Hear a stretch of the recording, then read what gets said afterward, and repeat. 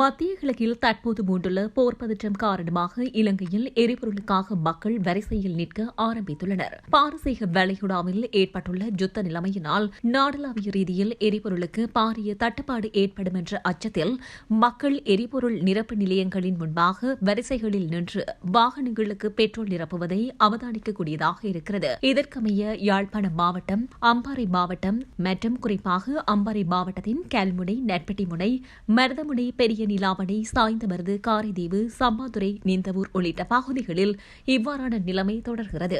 இதேவேளை எரிபொருள் நிரப்பு நிலையத்தில் கடும் நெரிசல் தற்போது ஏற்பட்டு வருகிறது. மேலும் எரிபொருள் நிரப்பு நிலையங்களில் கட்டுப்பாடுகளுடன் எரிபொருட்கள் வழங்கப்பட்டு வருவதுடன் சில இடங்களில் இல்லை என்ற வாசகத்தினால் பொதுமக்கள் பெரும் சிரமங்களை எதிர்கொண்டு வருகின்றனர். மேலும் போலீசார் எரிபொருள் நிரப்பு நிலையங்களுக்கு அருகில் வாகனங்கள் வரிசையில் நிற்கும்போது போக்குவரத்து நெரிசலை குறைப்பதற்கு நடவடிக்கை எடுத்து வருகின்றமை குறிப்பிடத்தக்கது.